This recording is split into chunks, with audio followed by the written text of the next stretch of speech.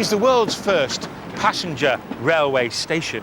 It's not exuberant or extravagant, because the railway companies weren't sure if gentlefolk would take to rail travel. After all, railways had been for this and this. So, how did a smelly industrial steam-hauled wagonway end up carrying the rich and famous?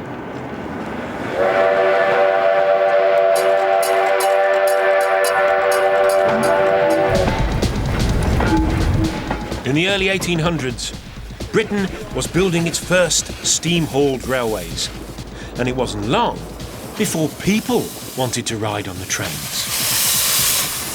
Early railways were concerned with the carriage of bulk goods, minerals, black gold, coal on the tramways of the northeast. So when it came to carrying passengers, there wasn't any precedent. So they used existing technology for their carriages or coaches. Looks familiar, doesn't it? And that's what they're called. This is a stagecoach, complete with a brakeman on top, sat facing forward, the luggage behind him on the roof, the passengers inside swathed in rugs. And all this was perched on top of a four-wheel coal truck. And it really was as simple as that. A wooden superstructure bolted on to a rigid truck. 2 axles, 4 leaf springs, brakes worked by the brakeman. So, in an accident, the flimsy wooden superstructure would just break away from this undercarriage with disastrous consequences. Even though travelling on the early trains was a risky business, more and more people wanted to experience steam power. But if you couldn't afford a first-class carriage on rails, you had to make do with this. It's an open goods truck with benches, and you were lucky to get benches. Some companies divided their open goods trucks between the carriage of people and cattle. But in 1841 there was a terrible accident. At Sonning, 8 men died in a collision. Men were thrown bodily from these carriages. It was carnage. An Act of Parliament was passed that stipulated conditions for the carriage of passengers. It had to be roofed, properly seated, and there had to be trains every day, calling at every station with a minimum speed. With a growing public appetite for this sometimes deadly speed, train mania started to sweep across Britain. But for some, the idea of this fast track travel was terrifying. Thomas Creevey, an MP and opponent of rail travel, said, "The quickest motion to me is frightful. It is really flying. And it is impossible to divest yourself of the notion of instant death upon the least accident happening." For most, the idea of being able to travel further, quicker, was very enticing and opened up a whole new world. In 1836, it took 18 hours to get from London to Manchester. In 1852, by rail, you could do it in 5. People wanted to travel by train. 322 million in 1870, 797 million in 1890. And the Brits, more than others, loved it. In the 1880s, the railway passenger journeys in Great Britain were more than the rest of Europe combined. And it wasn't just about going somewhere fast. Trains opened up new possibilities to people. Before railways, life had been lived on a very local scale. But suddenly, there were new opportunities. Country folk could visit the expanding cities, and the city dwellers could get to the seaside. And there was another major impact: time. With horses and carts, nobody ran to a timetable. And when it was noon in Plymouth, that was when the sun was overhead. And when it was noon in Wick, the sun was overhead there. But that didn't work for railways. They have to have timetables. So you had to have standardised time. It had to be the same time in Plymouth as it was in Wick. And if you didn't keep your eye on the railway clock or carry a watch yourself, you'd miss the train. Of course, when you start carrying passengers, especially at high speed, safety considerations become paramount. You can't treat people like cabbages, although the early railway companies tried to do that. So, companies developed a series of stringent safety checks. One of the most famous safety checks that was conducted before every train departed, and it was very evocative to anybody who travelled on the railways up until it was stopped, was wheel tapping, like this.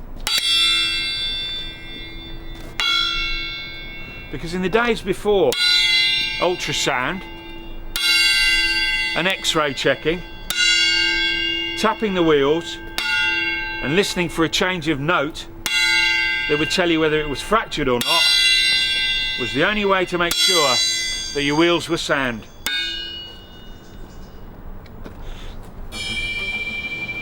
Trains stoked the fire of curiosity in Victorian Britain. Exploring nature in admiration of God's work took the richer Victorians out of the cities and into the wilderness. A day in Blackpool's nice, a day in Brighton's lovely, a day in the lakes also very lovely. But if you want real scenery, real spectacular Victorian grandeur, why not come to Switzerland?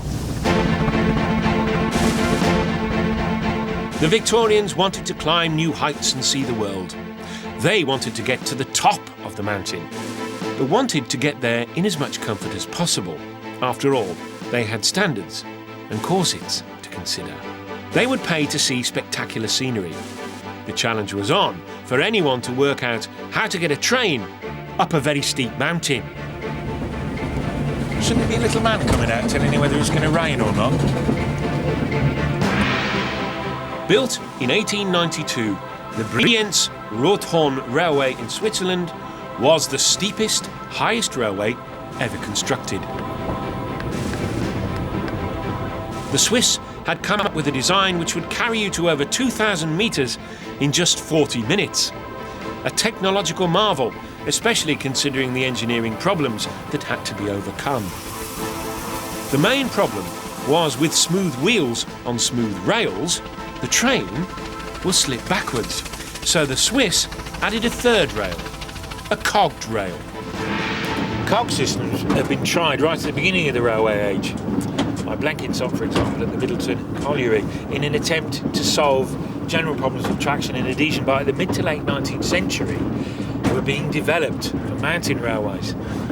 Mount Washington in 1868, and then in Switzerland. And Reichenbach designed the first system in 1870 because he wanted to get everyone into the mountains.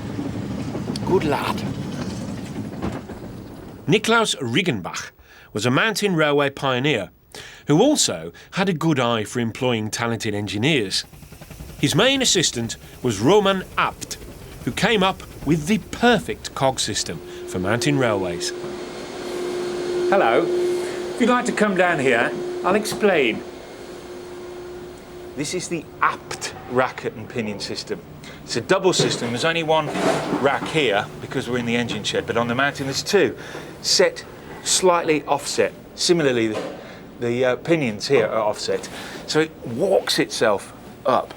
There's never not anything engaged. Plus, these are also sprung to take out any unevenness. Neat.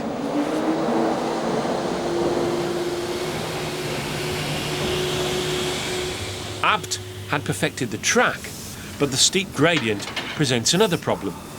You'll notice something very strange about these locos. All their boilers are at an angle. Kneeling cows, the Swiss call them. There's a very simple technological reason for that. Because if you're ascending a gradient of 1 in 5, suddenly your boiler is level, which means the water stays level, doesn't expose the firebox, which means the locomotive doesn't explode. It all makes sense when you see it in action. Reichenbach's little kneeling cows running on Roman Abt's rack and pinion rails were a winning combination, with over 11,000 Victorian sightseers taking the trip in its first season.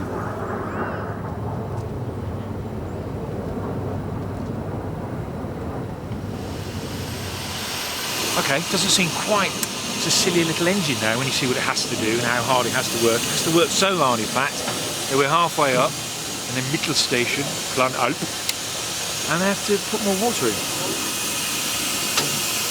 Time for a bit of oiling as well. It's thirsty work, chugging up a 1 in 5 gradient, and the small engines can't carry enough water to reach the top without a fill-up.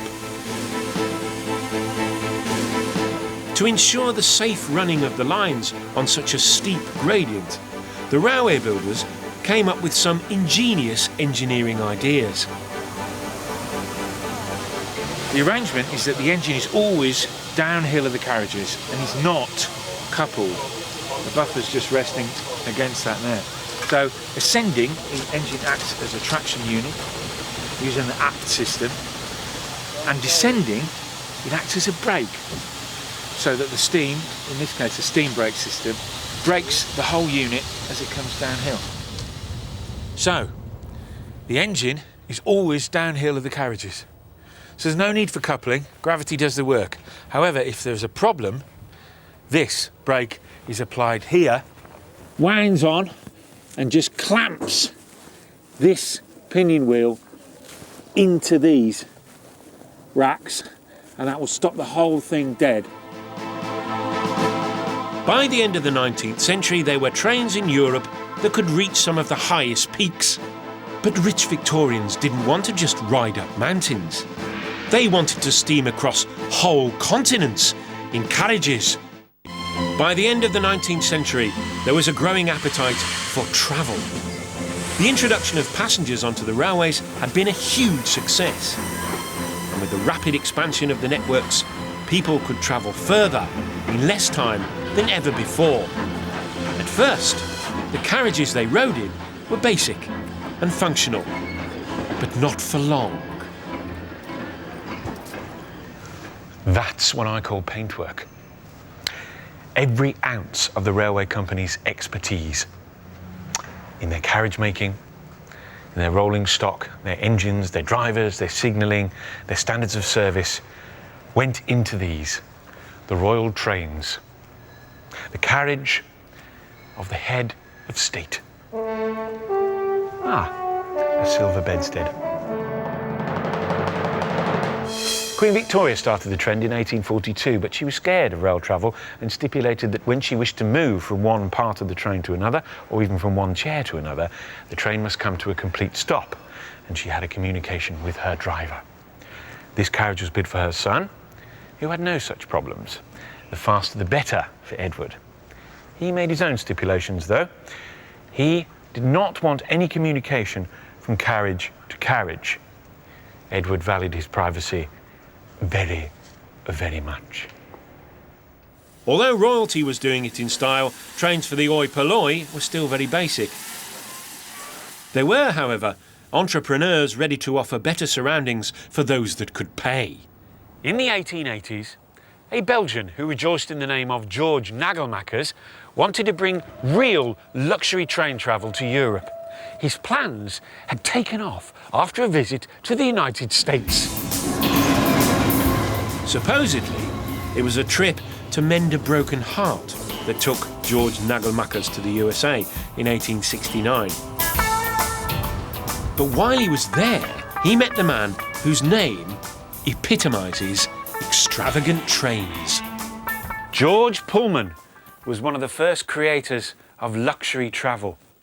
His carriages were comfortable, robust, and he went to town on the interiors. Good morning. Pullman had started building his revolutionary coaches for the expanding American Railroad in 1864.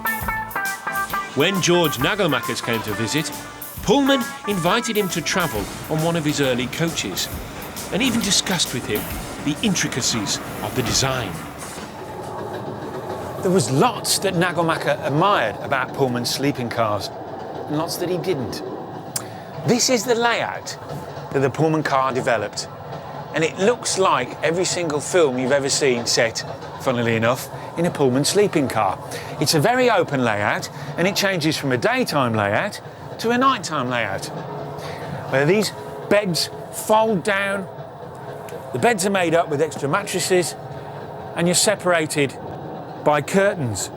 And that was Nagelmaker's problem, because apart from the men's, gentlemen's washroom there, and the ladies' washroom there. The rest of it was mixed. Oh no. No. Absolutely not. In Europe, one could not have gentlemen subjected to the temptation of ladies' ankles. Pullman would have been far less eager to discuss the details if he had known he was talking to the man who was to become his greatest rival in exotic train travel. Nagelmacher's return to Europe, and inspired by American service, engineering and go-gettery, created the most luxurious long-distance passenger train in the world. Voila! The Orient Express. The first Orient Express journey set out from Paris to the east in 1883. Nagelmachers knew his main customers, the European aristocracy, were obviously class-obsessed and would require much more privacy than their North American counterparts. So he created sleeping carriages with compartment doors that could be locked. Welcome aboard of Voiture Lit, sleeping car number 3425. Rather beautifully decorated with Art Nouveau marquetry by René Proux. It was actually made in Birmingham in 1929 in Smethwick by the Birmingham Railway and Carriage Company. Now, this sleeping car has seen some action. It was used by King Carol of Romania for various affairs, and then in 1940, when he fled his country, it was one of the carriages that made up the train packed with all his art and treasures, and it was shot at as it crossed the border. So it has seen action, enemy action. Ah, the Rhine.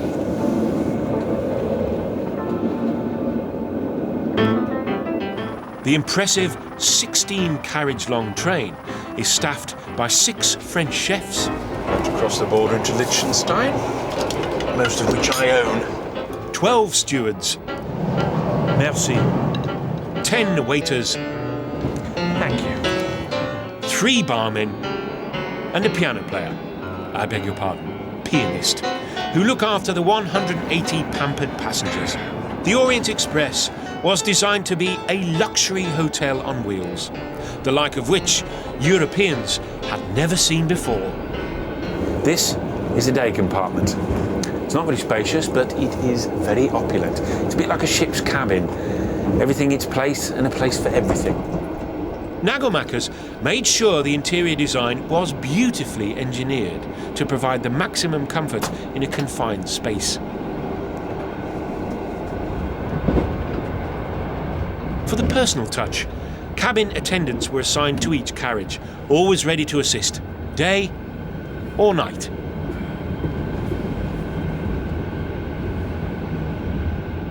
The comfort of the ride wasn't purely due to the luxury and attention to detail provided inside the carriages. The high quality of engineering started with the carriage construction itself.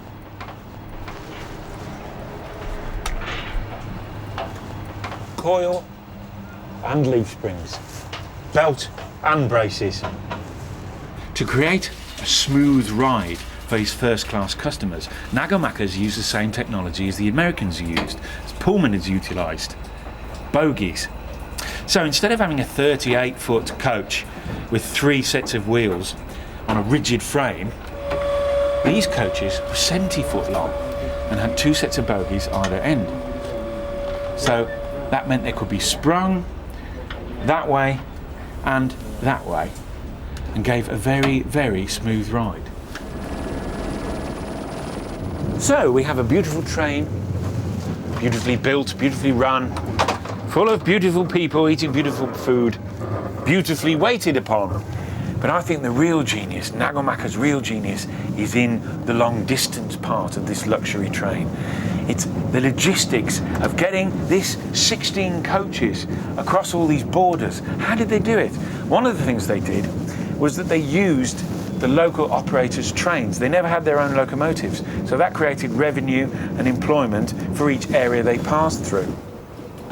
Nagelmacher's skillful organisation and attention to detail ensured a punctual service right from the start. On the inaugural run from Paris to Constantinople, the the train ran into a problem. One of the restaurant cars' axles started running hot. It had to be changed. And here's his brilliance. There was a spare restaurant car waiting in Munich. Yes, please. Nagelmacher's standards of organisation and efficiency are still maintained today. With depots on hand, full of everything needed to keep the trains in immaculate condition. You have the dining car chairs. There's 5 different types of those. These are the toilets. Then you've got spigots here. Heat exchangers new, heat exchangers old. Brass letters large. Boilers. Brass numbers small. Brakes, obviously. Tassels. Now then, where are the light bulbs? Aldo! Where's the light bulbs? By the early 1900s, there was an Orient Express every day, crossing the continent in luxury. It was really the only way to travel long distance in Europe, so it got used inevitably for lots of underhand dealings. Everybody, all the countries it passed through, sent their spies to other countries that it passed through. Baden-Powell, who later founded the Scout movement, was a British spy. His cover was that he was collecting moths, and he came back with lots of very intricate drawings of moth markings, and none of which existed because they were coded drawings of military installations. And much later, a US naval attaché met his death after he was pushed through one of these doors.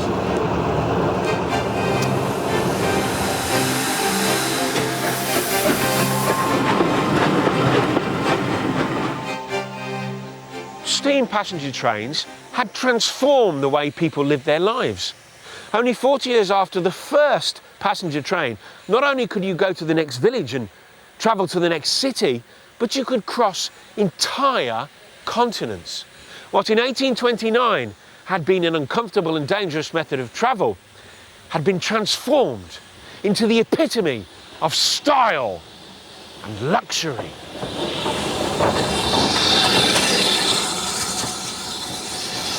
Lunch, anyone?